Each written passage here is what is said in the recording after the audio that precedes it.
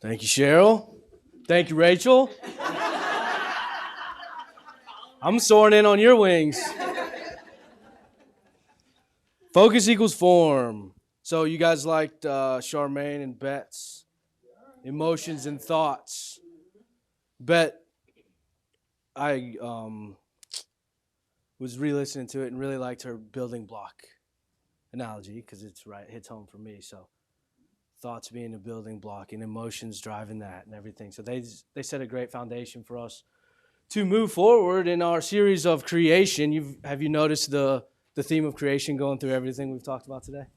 So um, those are two powerful aspects that drive us and really color our world. So to not mention them in our focus one would be a little neglectful, right? So focus equals form. I want to just start off and try to simplify what we're talking about. So focus, I looked up focus in 3 different dictionaries. And there's a bunch of different actual literal definitions. So I picked out 3 of like 4 or 5. They all basically say the same thing, the same way, just depending on what dictionary you choose. It's a subject being studied, a main purpose or interest, a point at which rays of light, heat, or sound meet. I like that one a lot. You guys do too. So, definition of focus for today, for what we're talking about, is easy. Directed and purposeful energy.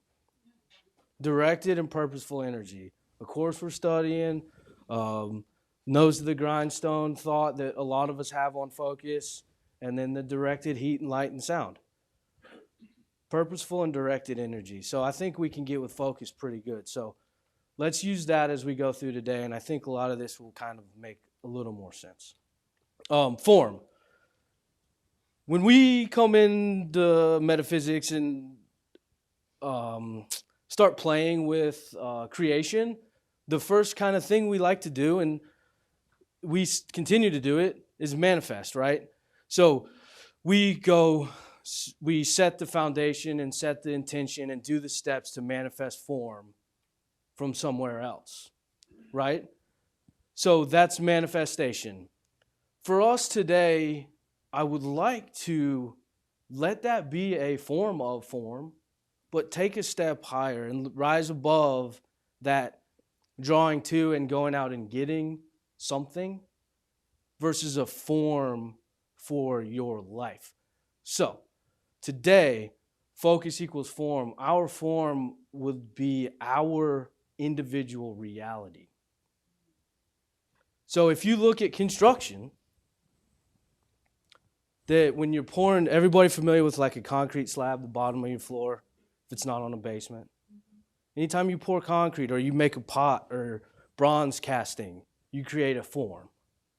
And that form is the basis in which all the material is held, right?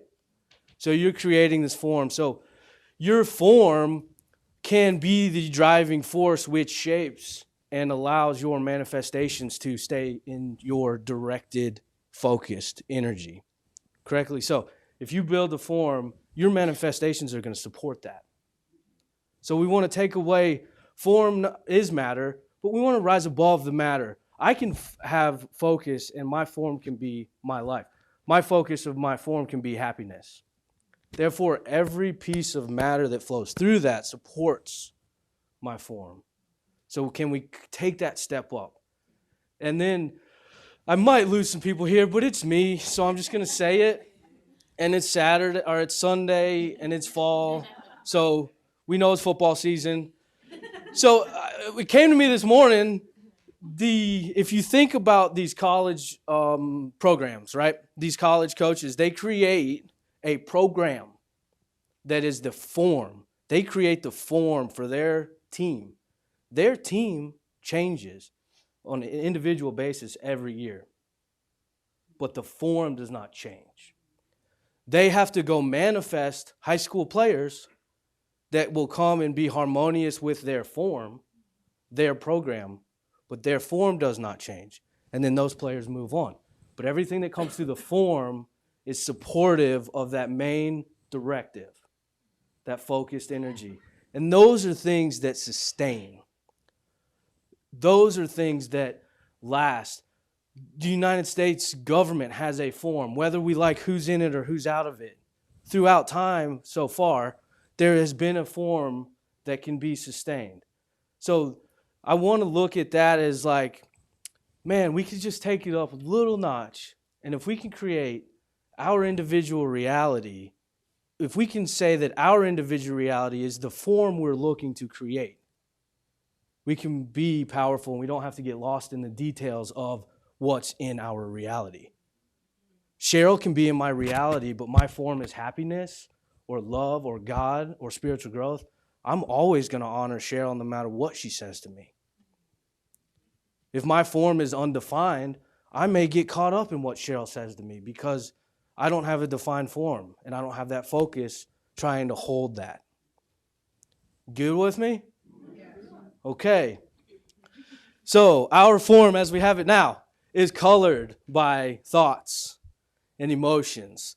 If we think yellow, our reality is yellow. If we feel yellow, our reality is yellow. And it changes. It really can change from minute to minute. We can get weird real quick. And it's we're the same person, we're the same thing, but maybe that little bit of focus is drifted, or we don't have a set thing that we want to focus on. So today, moving forward, focus equals form. Our directed and purposeful energy creating the form of our life, creating the housing in which the rest of the stuff is going to pass through.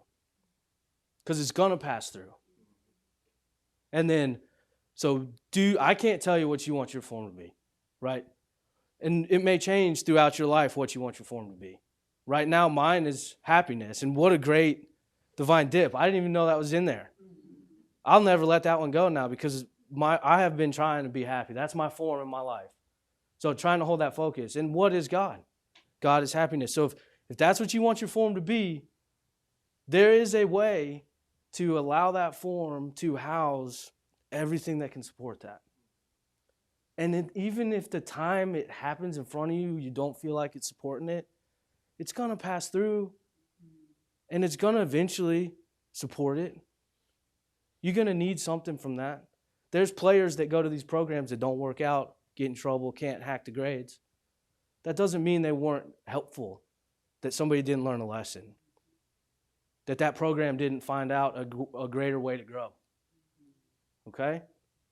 So, how do we do this? Focus. So I don't have a lot, we'll go through. I don't have a lot of check sheet how-tos for this one today because it is such an individual experience. Meditation every day, asking to connect with God every day, really taking the time to spiritually ask what you want and then consciously create an idea that can be held. Those are the two things I would say to start. Figure out what you want. If you don't know what you want, it's going to be hard, right? If it's whatever, it's going to be whatever. So as we go forward, I want to just kind of look at thoughts and emotions and how it can be a tool that we can focus on and how it can affect us and our focus. Because it can be something we focus on, and it can also be something that derails us from our focus. So let's look at an individual day. And so individual day for me is, let me say this real quick. I'm going to go back just because I thought it was cool. So it just is what it is. In my form, this is happy, right? God didn't manifest the world in 7 days. God created the world in 7 days. And there's a difference. And that focus and that balance of thought and emotion is the way we can create. We can manifest all day long, but can we create? Right? Continuing. Our reality, I'm going to give you an example day to day. So you go out, you go have a good day, right? That's my focus for today. I'm going to have a good day. Where'd it go? Right here. I'm going to have a good day. Right? I get up, meditate. I set my intention for today. And it may change daily. Because I specifically try to, call specifics like, hey, I got this going on. Please, God will, your will be done. because I don't have the answer right now. I'm open to however it works. But have a good day is our overall. You get up, you meditate, you start your day. Something happens. And there's two things that'll come out. When that something happens, you'll either get an emotion from it and you'll get a thought from it. You may get both, you may get one or the other. They may be tied together, they may not be. But both of those can derail your focus. So let me give you an example. I work in an industry that's we're very pressured to get good surveys and good feedback from our customers. So when we don't, we have to answer questions, right? Why didn't you do this? Why? So I get my little email out and I get a bad survey coming through. I get a bad survey at my job, right? I started off my day, set my intention, have a good day. I get a bad survey. Something happens. That's my something happens. I get a bad survey. Here's what my mind does. Ready? And I hope, I might be the only one that does this, but I suspect I'm not. Here's what my mind does. I go into fantasy world. And it goes, I got a bad survey. You know what? They're going to call me, and I might get written up for getting a bad survey. And then my next one goes, you know what's going to happen if I get written up? I'm going to go to the company next door because that's going to make me mad. Because I'm a good worker, and I don't deserve to get written up, and I don't deserve to get punished because I've only got one bad survey in the last 10 months. But you see where I'm going in my mind, in my emotions, my thoughts and my emotions.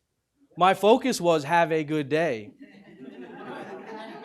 And one experience has created my thought, and now I'm getting another job. And I'm getting another job in defiance and anger. I'm getting another job like this. I'm not getting another job like, God, if it's a part of me having a good day to get another job, I'll take it. I'm getting it out of defiance and anger. And then so I've gotten that other job in my mind. And then what else am I going to do? They're going to ask me why I got another job, and I'm going to tell them.